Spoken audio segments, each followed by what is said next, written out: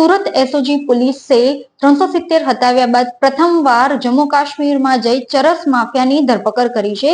તો આ બાબતે આપણે ડીસીપી સર સાથે વાત કરીએ કે કેવી રીતે તેઓ દ્વારા આ સમગ્ર ઓપરેશનને પાર પાડવામાં આવ્યું છે।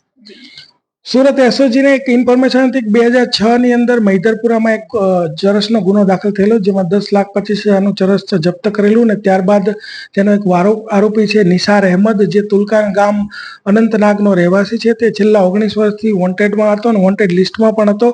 તો એસઓજીની ટીમ ત્યાં ગઈ, એની ઉપર ક્લોઝ વોચ રાખી, એની દિનચર્યા જોઈ અને ત્યારબાદ તે વિસ્તાર સેન્સિટિવ હોવાને કારણે ત્યાંની લોકલ એસઓજીનો પણ સંપર્ક કર્યો અને એના ઉચ્ચ અધિકારીઓ સાથે પણ વાત કરી અને એની મદદથી એસઓજીની ટીમે સવારે 5 વાગે જઈ અને એના ઘરેથી જ આરોપીને ઝડપી પાડેલો છે। જી, આરોપીનું બેકગ્રાઉન્ડ શું છે, એ ત્યાં શું કરતો? આરોપી ત્યાં અગાઉ આ ગુનામાં વોન્ટેડ છે અને એ પોતે પણ નશો કરવાની આદત વાળો છે અને એનો ભાઈ છે ત્યાંનો સરપંચ છે, એટલે નાની મોટી પ્રવૃત્તિ ત્યાં કરતો હતો અને એ આરોપી ને આ રીતે ક્લોઝ વોચ કરી અને એસઓજીએ પકડી લીધો છે।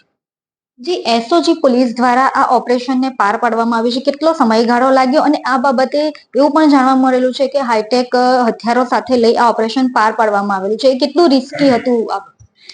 આ જે ઓપરેશન છે એ એકદમ સેન્સિટિવ એરિયામાં હતું। અનંતનાગ આપ જાણો છો કે કાશ્મીરનો ખૂબ જ સેન્સિટિવ એરિયા છે, ત્યાં અગાઉ પોલીસ ઉપર પણ એસોલ્ટ થયેલા છે।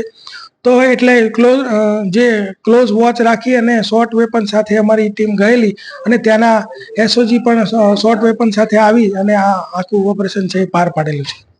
આ આરોપી જે પકડાયો છે તે એની સાથે બીજા પણ કોઈક આરોપી આમાં બાકી છે કે પછી આ જ?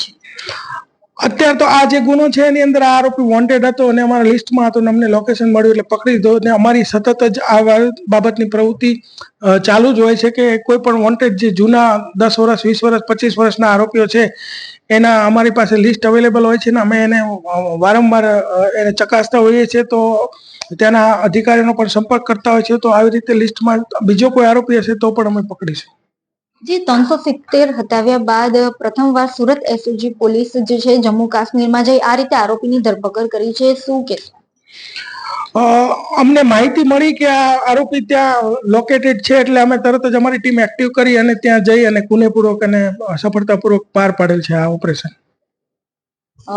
સુરત એસઓજી પોલીસ દ્વારા જે રીતે જમ્મુ કાશ્મીરના અનંતનાગ જે સંવેદનશીલ વિસ્તાર ગણાય છે ત્યાં પહોંચીને જે આરોપીની ધરપકડ કરવામાં આવી છે, જે ચરસ માફિયા જે આરોપી નિસાર અહેમદ ગુલનબી જે દાર છે તેની ધરપકડ કરવામાં આવી છે। આ આરોપી ચરસના ગુનામાં છેલ્લા 19 વર્ષથી વોન્ટેડ હતો, જેની સુરત એસઓજી પોલીસે જમ્મુ કાશ્મીરમાં જઈ ત્યાંની સ્થાનિક એસઓજી પોલીસની મદદ લઈ આરોપીની ધરપકડ કરી છે। કેમેરામેન તુલસીરામ સાથે રશ્મિ રાણા, વોઇસ ઇન્ડિયા।